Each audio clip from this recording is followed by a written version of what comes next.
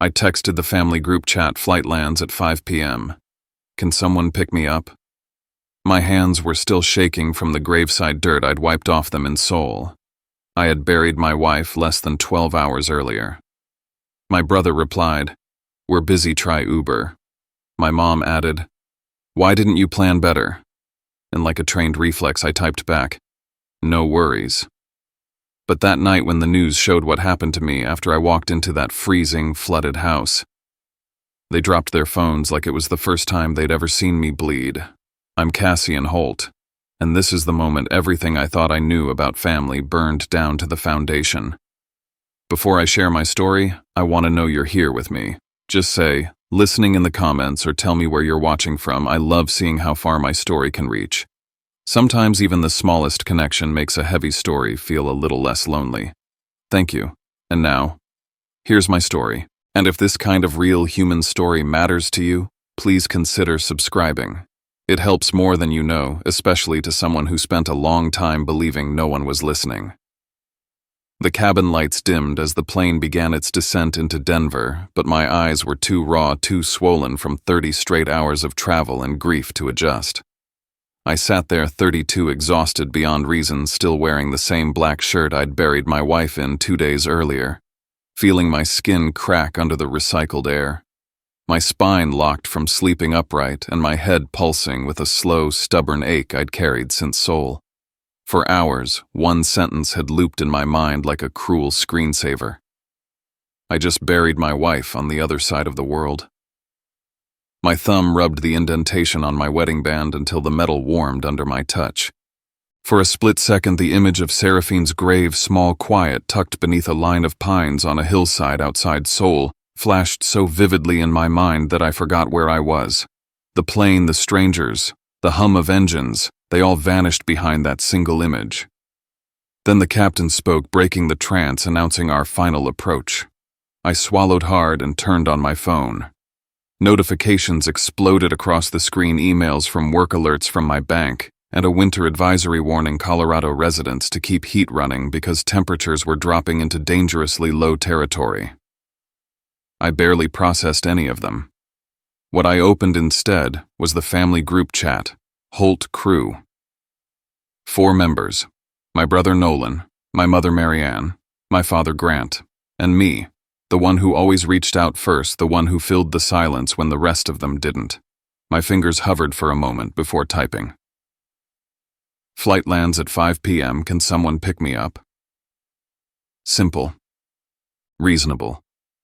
The kind of thing any family would rally around, especially after everything that had happened. But my family wasn't any family. I stared at the screen while we taxied, pretending not to anticipate the replies, but I did. I always did. I'd spent most of my life trying not to need too much, not to be an inconvenience, not to disrupt the rhythm of a household that had always spun around Nolan. A bubble appeared. Nolan. We're busy, try Uber. 8 words, not even a question mark. Not a, how are you holding up, or are you okay to ride alone after that flight? Just logistics, as if I'd asked him to pick up dry cleaning. A second bubble popped up before I could breathe. Mom. Why didn't you plan better? You know how full our schedules are. Her schedules, her bridge club, her dinner commitments, her social calendar she guarded like it was national security clearance. My father didn't bother typing, he just reacted to Nolan's message with a thumbs-up emoji. A gesture I'd seen so many times growing up that it had become almost a punctuation mark in our household. Good enough, moving on. I stared at the 3 responses. My throat tightened. I wanted to tell them the truth, that my hands were still shaking from lowering a casket into foreign soil, that I hadn't slept in days, that I had walked out of a cemetery carrying only a folded letter and the necklace Seraphine wore every morning. I wanted to say that I didn't have the strength to drag 3 suitcases across a frozen parking lot. I wanted to type, I just buried my wife. But the old instinct kicked in, the one that told me never to burden them, never to make things dramatic, never to expect more than they were willing to give. So I wrote, no worries, I'll figure it out. And just like that, I stepped back into the role I'd been assigned my whole life. The son who never needed too much. The brother who took the crumbs and said thank you. The man who solved his own emergencies, so no one else had to rearrange their precious schedules. The plane doors opened. A blast of cold air seeped into the cabin. Passengers grabbed their bags, eager to get home to family, to warmth. Meanwhile, all I had was a text thread full of people who treated my grief like a scheduling conflict. By the time I stepped into the terminal, the airport was buzzing with announcements about the incoming cold snap. Screens above the baggage claim flashed warnings. Expect frozen pipes. Keep heat running. Check your furnace. I rolled my aching shoulders and watched strangers hug relatives, kids run into grandparents' arms, couples reunite with tearful laughter. My own phone remained silent. I hauled my 3 suitcases, 2 filled with everything of Seraphine's I couldn't bear to leave behind, onto a cart and arranged a rideshare pickup. The price was nearly double the usual rate, but I tapped accept run without hesitation. Outside, the wind cut across the pavement, sharp and metallic. As I pushed the cart toward the pickup lane, I glanced at my phone one last time. The family group chat sat pinned at the top, the words, "No worries," glowing like a lie I had swallowed whole. I had no idea that before nightfall those same words would echo back at my family through a television screen, that by 10 p.m. the entire state would know exactly what I'd endured alone. At that moment, all I knew was that the cold was sinking through my coat and that the real storm, both the one outside and the one waiting for me at home, was only beginning. The car's heater blasted warm air, but none of it reached me. I sat in the back of the rideshare, forehead pressed against the cold glass, watching Denver's city lights smear into streaks of color. I barely registered the driver's soft humming, his fingers tapping the steering wheel, the muted radio report about plunging temperatures. Instead, my mind drifted backward because, to understand how I ended up returning to Colorado alone with my wife's favorite sweater folded in my bag and her wedding ring hanging on a chain around my neck, I had to go all the way back to where it began. Austin, Texas. A co-working space with too many Edison bulbs and too little actual lighting. A design workshop I was presenting at. A coffee machine that sputtered aggressively whenever someone ignored the "Do Not Overfill" sign. And Seraphine Vale, walking contradiction software engineer, the woman who dropped an entire cup of hot coffee onto my laptop as she tried to squeeze past a group reaching for pastries. She froze. I froze. My laptop hissed. And then she burst into the most unfiltered laugh I'd ever heard. "Okay," she said, brushing her hair back and looking directly at me. "If I buy you a new laptop, will you forgive me? Or do you prefer coffee sacrifices daily?" I remember thinking, who laughs like that at a disaster? Who looks that alive at 9 in the morning? She insisted on buying me another drink that wouldn't kill my electronics, and we sat at a corner table talking about everything. UX coding the absurdity of the workshop snacks, why Austin felt like a city still figuring out its personality.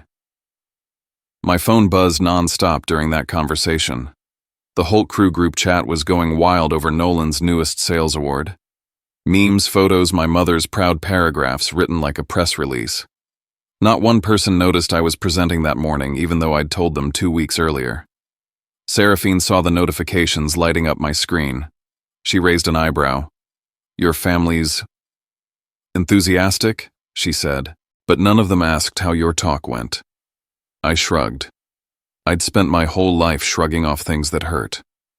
From that day on, everything with her moved effortlessly: late-night coding sessions, take-out dinners on the couch, debates about UI patterns, laughter that filled every inch of our little Austin apartment. When remote work became permanent, I suggested moving somewhere quieter. Boulder called to both of us: mountains, seasons, fresh air, a place where we could build something new. My family was less thrilled. Colorado was too far, too inconvenient for holidays, too remote for my mother's taste. Nolan asked about salaries first, support second. Classic. But we moved anyway. Bought a small house with a yard big enough for her to plant sunflowers. She baked on Sundays, dancing barefoot in the kitchen while I sat at my desk facing the Rockies, wondering how I got so lucky. We talked about kids, names, how we'd raise them, how the office could easily turn into a nursery. For months I'd walk past that room and picture her decorating it. And now, the room was still there, still full of papers and half-finished projects, frozen in time. The memory tightened like a knot in my throat. Then came the offer from a Seoul-based AI firm, a paid contract that could push her career forward for years.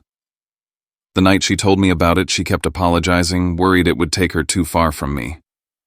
But I told her to go, that we'd handle the distance, that it was 1 year, that love could stretch across oceans. My family had predictable reactions. Nolan is the compensation worth the hassle, Mom. 1 year. What about giving me grandchildren? No one said we're proud of you. No one ever said that. I felt ashamed as I introduced her to friends at our farewell dinner in Austin, babbling excuses for why my family couldn't make it. Again. On the day she flew to Seoul, I walked her to security. My family texted a single safe travels.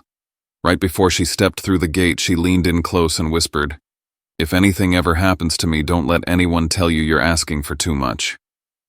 At the time, I laughed it off. Now in the back of that ride-share with Denver blurring by those words hit me harder than the turbulence that tossed our plane an hour earlier. I pressed my forehead harder against the glass, letting the cold numb the sting in my eyes. Outside, the lights of the city flickered by like ghosts of a life that felt impossibly far away. I didn't know yet that I was heading home to an empty house. I didn't know yet that frozen pipes would burst, that carbon monoxide would fill the rooms, that by midnight I'd be unconscious and hypothermic, and that a neighbor's 911 call, not my family, would save my life. For now, all I had were memories of Seraphine, warm, bright, alive, and the sharp, cutting truth settling deeper in my chest. She had seen everything clearly long before I did. The last few weeks played in reverse, as if someone had spliced together pieces of a film I never wanted to watch again. Just a few days before everything shattered, Seraphine and I had ended a morning video call the way we always did, her sitting cross-legged on her apartment floor in Seoul hair, in a messy bun, eyes tired but still teasing. She mentioned a headache that had been bothering her for hours, brushing it off with a laugh, blaming the all-nighter she'd pulled for a project deadline. I told her to rest. She told me she would, but we both knew she probably wouldn't. 8 hours later, while I was eating reheated leftovers in Boulder, my phone rang with a number I didn't recognize. When I answered, a rush of Korean and broken English tumbled into my ears so fast I could barely understand. A coworker of hers was shouting over the chaos around him, something about her collapsing mid-meeting, being rushed to the ER, a possible aneurysm, the doctors working on her. I stood there, frozen fork still in my hand, unable to form words. He apologized for his English, but it wasn't the language barrier that made everything incomprehensible. It was the sheer terror of imagining her alone in that hospital. I booked the next flight I could find. Boulder to Denver, Denver to LAX, LAX to Seoul. Every layover was a blur of fluorescent lighting and airport chairs. At the boarding gate, I sent a message to the family group chat explaining that Seraphine was in critical condition. The replies came quickly, but hollow. Keep us posted. Let us know what the doctors say. Not a single question about me. Not one offer to help. The subtext was clear. Update us, but don't ask for anything more. When I finally reached the hospital in Seoul, a nurse led me through a maze of hallways into the ICU. The smell of disinfectant hung thick in the air. Machines beeped steadily, their patterns too calm for what I felt inside. Seraphine lay in a bed surrounded by tubes and wires, her skin pale, her chest rising and falling only because the ventilator forced it to. A doctor with kind eyes explained quietly that an aneurysm had ruptured. The damage was massive. The chances were slim. I sat beside her, telling her about the snow in Boulder, about the bakery she loved on Pearl Street, about the silly joke she'd made just days ago. I talked because the silence terrified me. I talked because I couldn't bear the thought that she might slip away without hearing my voice one last time. Later, when a nurse checked her chart, I glanced over and froze. Under emergency contacts, the first name listed was mine. The second was her former professor in Austin. There was no mention of my parents, my brother, or anyone from the Holt family. That line on the page hit me harder than anything the doctors had said. It confirmed something she'd been trying to show me for years in her life. I was the family. My family in her eyes were strangers. When I called my mother to tell her the severity of the situation, her first question was whether insurance would cover the hospital stay. She wanted to make sure we weren't letting ourselves get overcharged. Nolan said that if things looked too grim, maybe I should consider bringing her back to the States quickly so costs wouldn't escalate. No one asked if I was alone. No one asked if I had slept, eaten, or had support. When I asked if they could come to Seoul if things got worse, my mother hesitated, then said the flights were too expensive and she had social commitments she couldn't miss. 3 days later, the doctors called me into a consultation room. The ceiling lights buzzed faintly. I stared at the table while they explained that her brain had no meaningful activity, that she wasn't in pain but wouldn't recover, that keeping her on machines would only prolong what little was left of her life. My signature felt like the heaviest thing I had ever written. The funeral happened in a modest chapel outside Seoul. A handful of her colleagues came. A few American expats I'd never met showed up with flowers offering their condolences quietly. I propped my phone on a small stand and started a video call to include my family. My mother complained about the lighting hurting her eyes and left the call early. Nolan stayed on for a few minutes before announcing he had to jump onto a client meeting. My father didn't say anything at all. After the service, I checked our group chat. One message awaited me. "You did what you could. Now focus on getting home and sorting things out." No one wrote "We're sorry." No one asked how I was standing upright.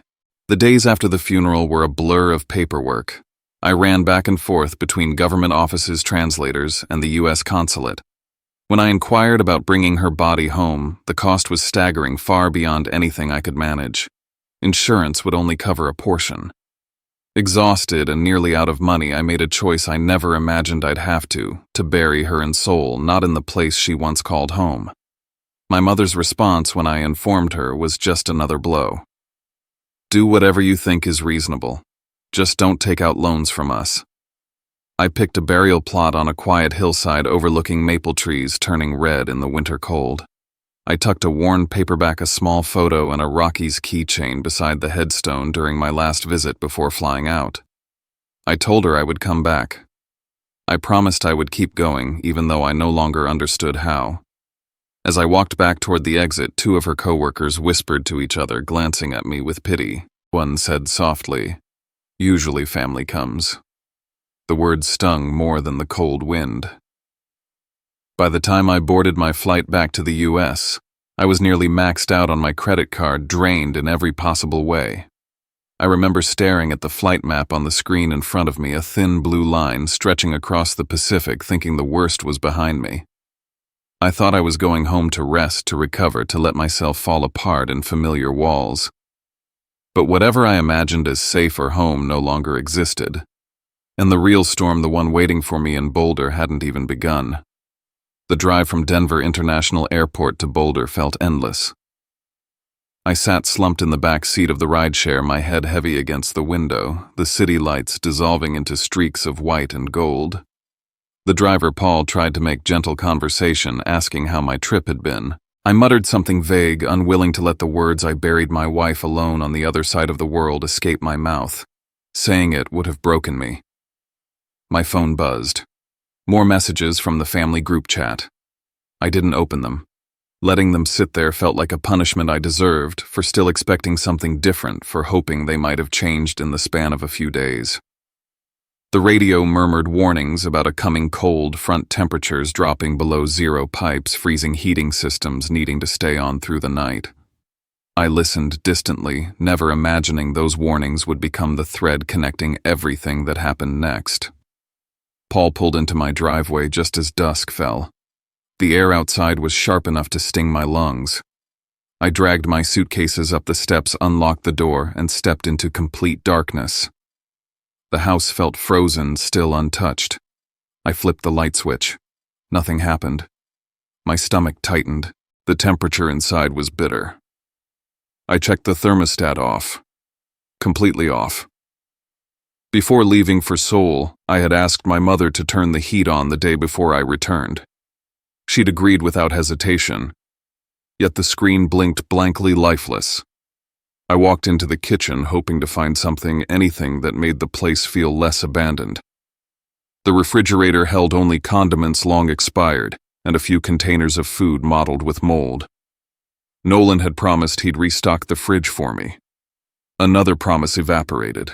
A wave of tiredness hit me so hard I dropped onto the sofa instead of going upstairs to our bedroom. I couldn't bring myself to open the suitcases. I knew her clothes were inside folded by someone else's hands. I texted the family a quick, "Just got home." No one replied. I forced myself to assume they were busy. The cold crept deeper as I fell asleep in my coat, curled awkwardly on the couch. It wasn't restful sleep, just unconsciousness pulling me under for a few hours. Morning arrived violently. I woke to the sound of water dripping, then rushing like a downpour inside my house. For a second, half dreaming, I thought it was raining in Seoul. Then I sat up. Water poured from the ceiling in streams, through the light fixtures, down the walls, across the cabinets. I waded through a shallow pool forming on the kitchen floor. The pipes in the ceiling had burst overnight, frozen solid with no heat running to protect them.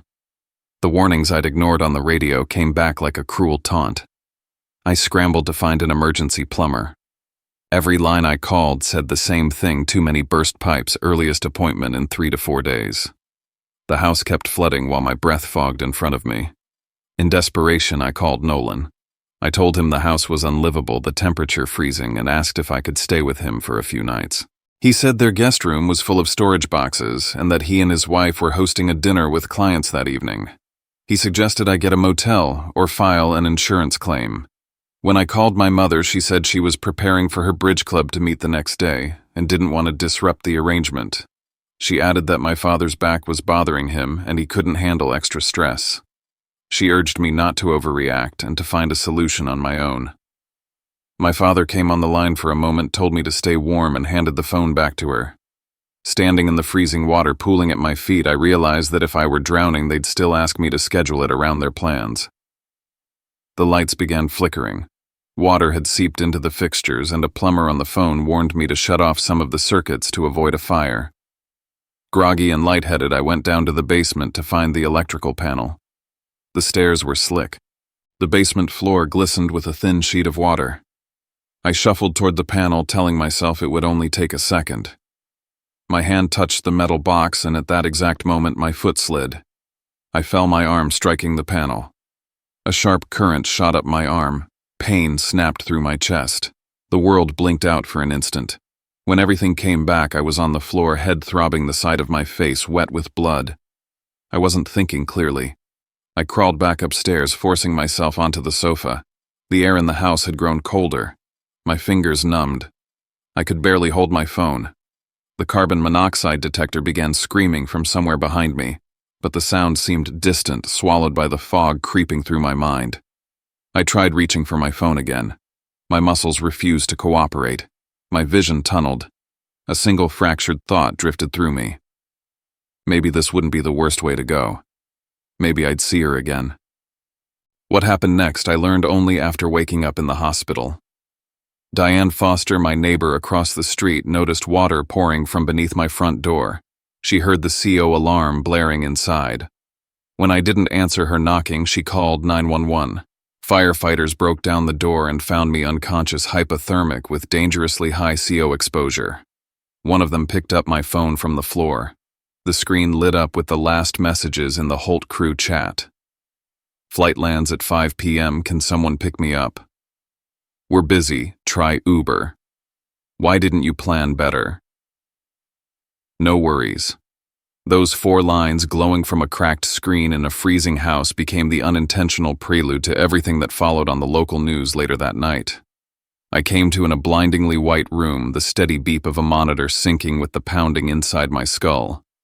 My right arm was wrapped, my clothes were gone, and despite the blankets, I felt cold deep in my bones. Nurse Sarah explained what happened in the calmest voice imaginable: hypothermia, carbon monoxide, poisoning, a concussion, and electrical trauma.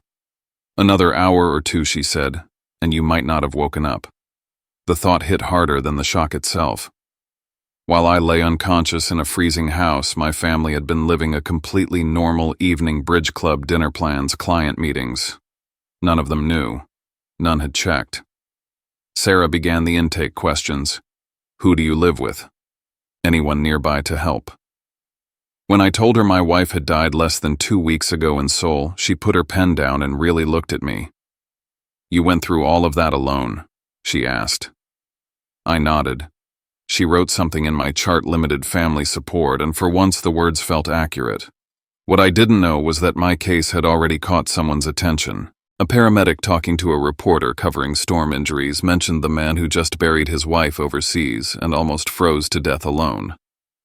When he added the detail about my phone still open to the messages, "We're busy, try Uber." The reporter Michael Chen stopped and asked more questions. By evening, a full segment had formed.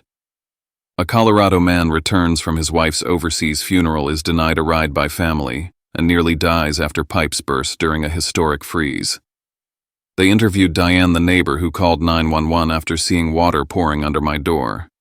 A firefighter described the CO levels inside my house. A graphic reenacted my text messages. No names, but the story didn't need them. That night, Jessica, the night nurse, hesitated before turning on the TV.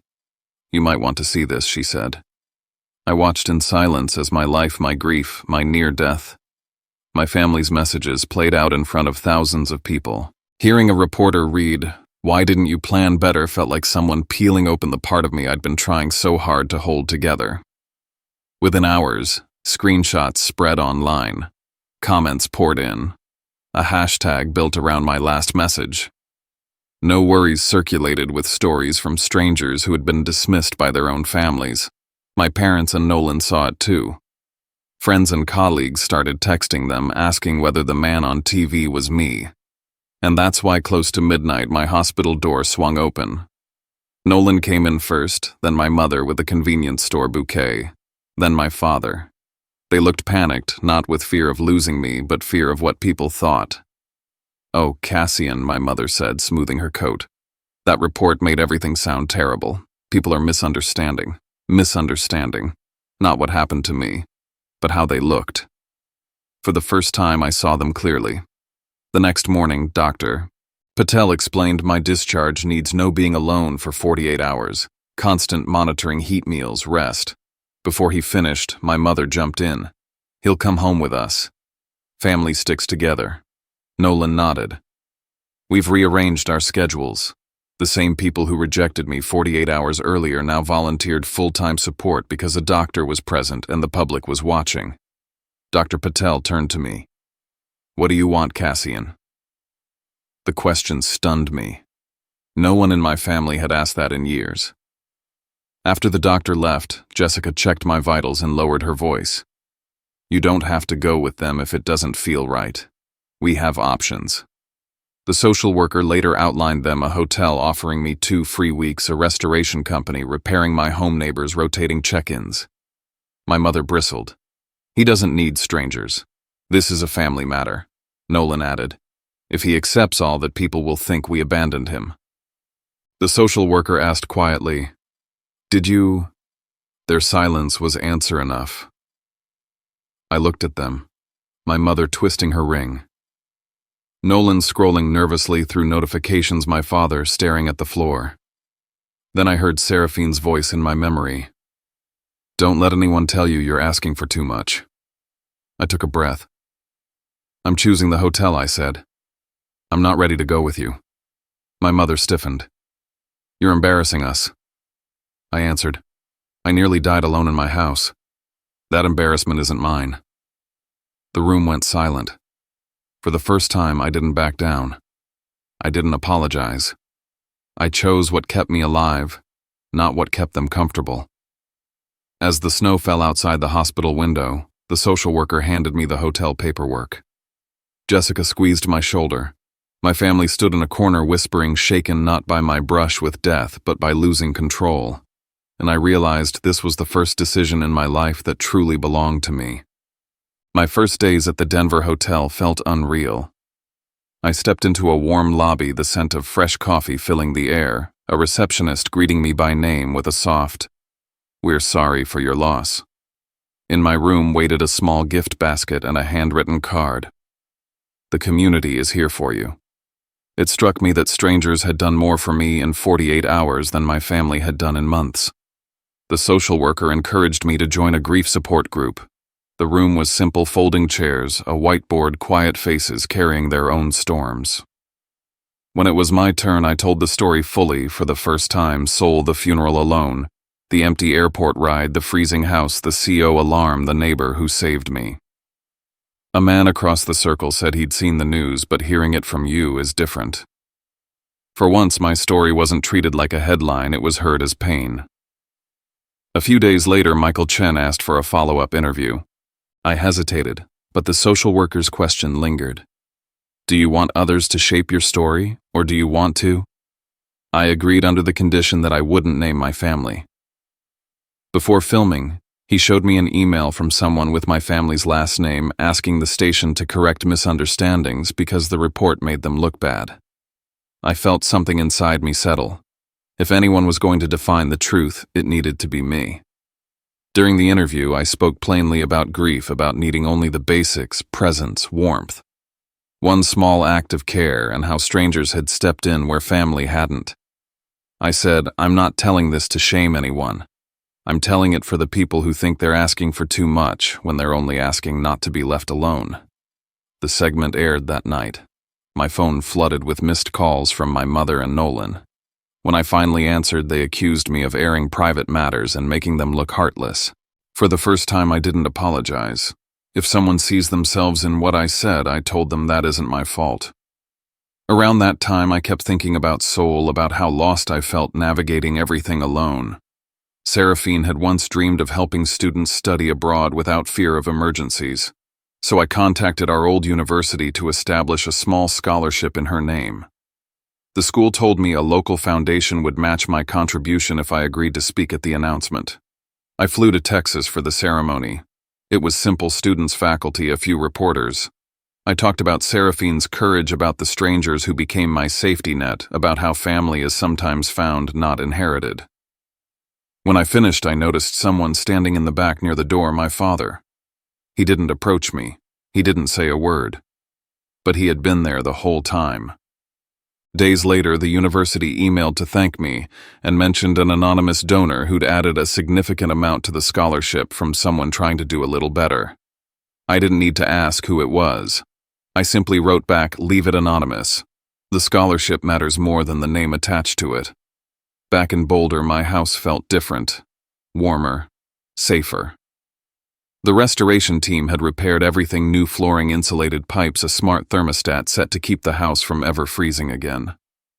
Diane brought soup and said she'd only relax once she saw steam coming from your chimney again. A few days later, I opened my mailbox to find an envelope addressed in my father's handwriting. He wrote that he had listened to my entire speech at the scholarship event, that seeing himself reflected in my words was painful but true. He admitted he'd been absent not just during the blizzard but during countless moments across my life, and for the first time he didn't offer excuses. He simply said he wanted a chance to start somewhere honest. I wrote back, setting boundaries with a clarity I'd never had before. If we were to build anything, it had to be as two adults meeting on neutral ground, not a son performing for a family that wouldn't show up. He replied, "Saturday, Maple Street Diner. I'll be early." Our first conversation was awkward, almost silent. The next one went deeper. He spoke about fear, about choosing peace over truth, about feeling proud of Nolan because it was easier than understanding me. He said he envied the way I'd spoken publicly about pain, something he'd never dared to do in his entire life. I didn't forgive him on the spot, but I acknowledged the effort. It was small, but real. Meanwhile, my relationship with my mother and Nolan settled into a polite distance. They sent holiday greetings, photos from dinners, comments that avoided every hard thing. I answered briefly, without resentment, but without hope they would suddenly become different people. I no longer needed them to. A year after Seraphine died, I flew back to Seoul, this time to keep a promise not to survive a catastrophe. I visited the hospital and donated to a fund for international families. A nurse recognized me from the prior year and said their support program had improved after hearing stories like mine. At the cemetery, I sat before Seraphine's stone and told her everything: the freezing night, the neighbor, the hospital, the scholarship, my father's letter. I said I still missed her fiercely, but grief was no longer swallowing me. It had become something quieter, a companion, not a weight.